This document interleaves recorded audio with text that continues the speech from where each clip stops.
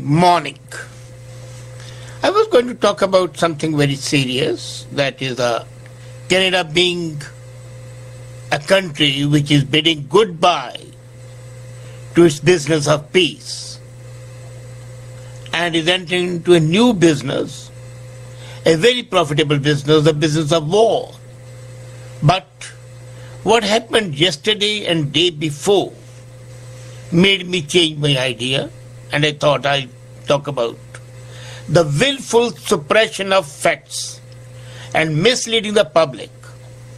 You know, democracy is a sort of a government where demagogues rule the world. And one of the biggest problems facing successful democracy is Goebbels' attitude: repeat a lie 1,000 times and it becomes a truth. And that is what's happening all around us. Two very recent world-shaking events took place. One was the election of Trump as the 45th president of United States of America. And the other was demonetization of high-value notes in India, whereby 86% of the currency was taken out of the market, leading to suppression of the black money, the parallel economy. Both these events were popularly acclaimed, but the media and the political parties took on themselves to denigrate the will of the people and even the benign, useful actions that should have been the matter of praise. Is unfortunate. You know, the biggest casualty in democracy is truth. Suppression of truth and false propagation of falsehood are the hallmarks of media, so-called free media, misuses or rather abuses the freedom and the latitude given to it, and posing itself as a savior, propagates perniciously wrong facts, misquotes, and wherever possible and desirable for their ends, suppresses facts. Let's take up two things. Demonetization has been welcomed by all the economists around the world, except for one economist who happened to be the former Prime Minister of India. Otherwise, imagine, as a result of that action, as I said, 86% of the currency being taken out means inflation falls, prices fall. Yes, people do suffer for some time, but that's the order of the things. Whenever you take a revolutionary step, some people would suffer for some time. But imagine the very fact that one family of 4 Muslim Indians, these 4 are in Bandra, yes, they have black money worth 2 lakh crores. One family of 4 persons. Another Hindu, Mahesh Shah,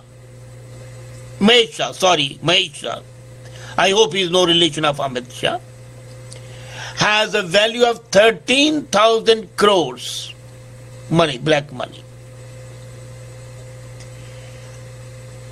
So imagination staggers. Just one family having 2 lakh crores, another family having 13,000 crores. The very existence of only these 2 families, leave aside all others, we have still not seen the wealth that has been accumulated by the politicians in a pernicious, derogatory, harmful, baneful manner. But these 2 families show how deep-seated is the parallel economy and how pernicious and harmful it is. These facts were not highlighted by the media. What they would highlight is the long queues. I happened to watch something, and when the TV people would go over there, the media people, they like to interview only those people who had a grouse rather than the people who were happy. The rickshawala, the auto rickshaw driver in Delhi, who did not accept 500 rupee note, saying that's illegal, and rather forego his mount for the simple reason that what cannot be cured has got to be endured. And he said very clearly, well, if India benefits, there is no harm in my suffering for some time. But the political junkies in media and political lunatics in politics, Mamta, Kejriwal, and their cohorts, are making a den that is absolutely unacceptable. Then you saw that, what Mamta did. She said, why army has come on the toll booths without my permission. As a matter of fact, in the federal system of government, it is the right of the central government to send the army anywhere.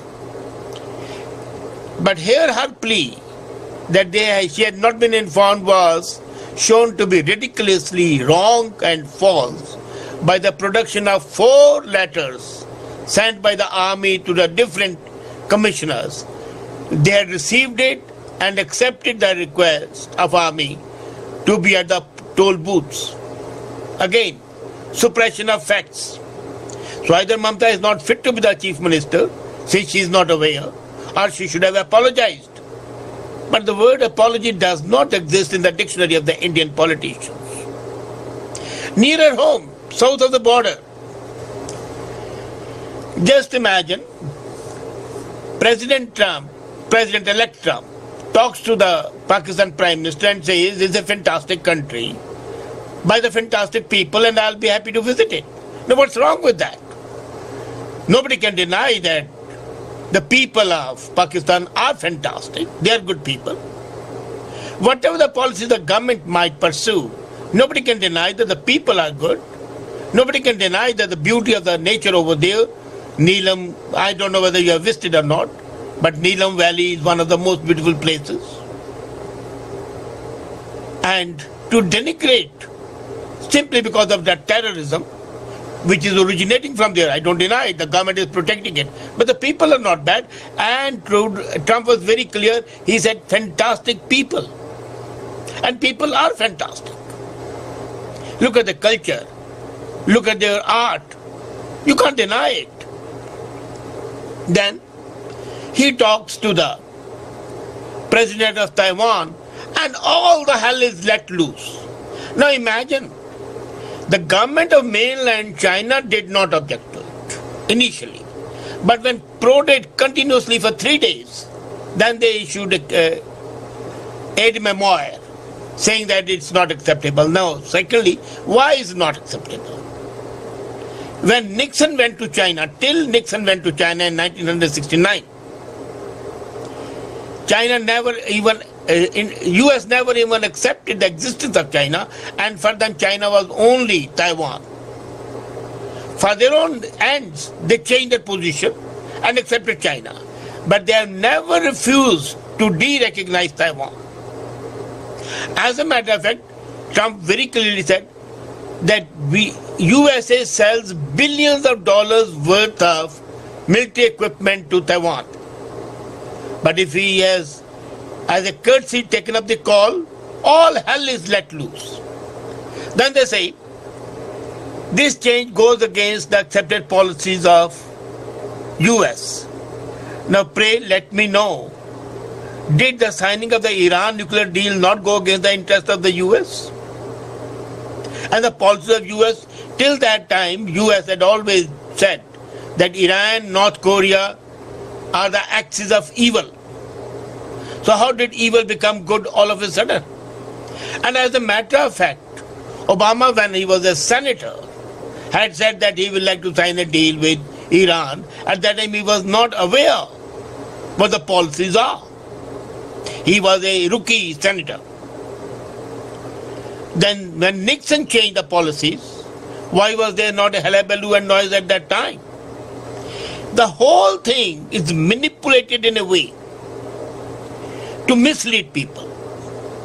You know, people as a whole are not sure of the history, how the changes have taken place. Only when you go out of the way and change the situation would the progress take place. I have nothing against Nixon going to China. So why should I be against Trump talking to Taiwan? I fail to understand the whole noise. Simply saying that the policies of the government till now, from Nixon onward, till Nixon, it was only Taiwan. After Nixon, it was China, but Taiwan as well, since you were selling billions of dollars worth of military hardware to them. So it's good to trade with. But is this not the typical Yankee way of treating? During Second World War, USA had declared war against Germany. It was supporting the Allies, not right away, but later on. And it was the biggest factor for the victory of Allies. Now, at the same time, it was selling arms to Hitler. Once somebody brought it to the notice of Roosevelt, and he says, what's wrong with it? Selling business arms is a part of the trade my country gains. But my army and my navy is so efficient that when the ship leaves and is in international waters, my submarines will sink that ship which is carrying the arms. So we'll get the money and we'll defeat the enemy. This typical hard-headed and pragmatic attitude has premeditated. And if, in his opinion, the president-elect chooses to talk to Taiwan because trade is important, then what's wrong with it? And saying that China will get annoyed? Since when has this country started bothering about whether the other people like what they do or not? They are sending drones to Pakistan. Does Pakistan like it? They interfered in Libya. Did Libya like it? They interfered in Syria. Did Syria like it? They interfered in Iraq. Did Iraq like it? They interfered in Chile. Did Chile like it? They have interfered in each and every country. And none of the countries liked it. They interfered in Philippines, and the Philippine president had to practically abuse them. So, if China doesn't like it, why should it not like it? This is a bilateral relation between US and Taiwan. Taiwan even now is a fully fledged country. Though it says it's mainland China, it's not mainland China, but it is its own diplomatic representation all over. It exists, it's a good economy, it's a thriving economy. So if USA wants to have friendly relations, what's wrong with that? And China, why should China object? Secondly, even if China objects, what difference does it make? If USA, the strongest force, the strongest country in the world, goes close to China, that means it's not the strongest country, then China is the strongest country. And let's call the brick a brick. Let's call it spade a spade and not a crooked agriculture implement. The criticism of Trump and criticism of the monetization done by Modi, these are just examples of a malaise, of a malady, of a disease that permeates this democratic setup. If it was a dictatorship, the media would dare not do it. I do not advocate dictatorship. But I also do not dictate and like this demagoguery, this suppression of facts, this advocacy of the wrong things. You see, the press and the media is supposed to educate people. They should have given the historical context of Trump talking to Taiwan. They did not do it. They should have differentiated Trump when he talked of fantastic people and the terror promoting agencies of Pakistan. They did not do it. Their job is partially they are doing it, advocating. But awareness spreading they are not doing. Unfortunately, both these things that I refer to happened in the two largest democracies of the world, USA and India. Have you ever thought what are going to be the repercussions of that? The repercussions would be that the people will become disgruntled, frustrated with the media and with the political leadership. And the result would be disenchantment. The result would be frustration, dissatisfaction, and maybe then apathy. And when the apathy starts, democratic as a building starts crumbling down. The facade is already dirtied. People are aware that these two institutions, the politicians, the political parties, and the media especially, cannot be relied on. Okay, I can condone political parties because they have their interest. But media should be educating, making people aware.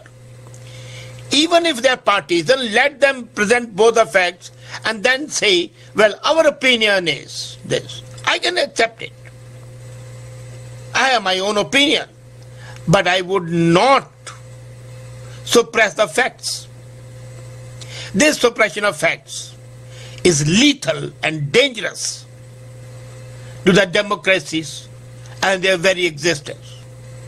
I think it's time for them to change for the better. Otherwise, the suppression of facts would ultimately lead to 1984. And in 1984, I'm not referring to what happened in Delhi. I'm referring to George Orwell's 1984, Animal Farm, and 1984, where he talks of the big brother taking over. When the government is frustrated and when the lies are bandied about, any leader would say, okay, I've got to do it. This is what happened in India when Mrs. Gandhi imposed emergency. She was not a dictator by mind, and that's why she removed emergency. She knew she was going to be defeated in 1977, and still she called for the elections. She was a real Democrat. But she was forced to impose emergency because of the antics of the opposition, especially when JP called the army to revolt. That thing cannot be tolerated. There was suppression of facts at that time, and the suppression of facts is taking place today in USA, in India. Would it not lead, I hope it does not, Trump or Modi to impose restrictions that might silence the dishonest and punishingly harmful media and others? I hope that doesn't happen. I hope democracy survives as an institution, because that's what is needed. Freedom of the people, freedom of thought. But freedom of thought does not mean, again, suppression of facts or distorting facts. Let's understand that clearly, once and for all.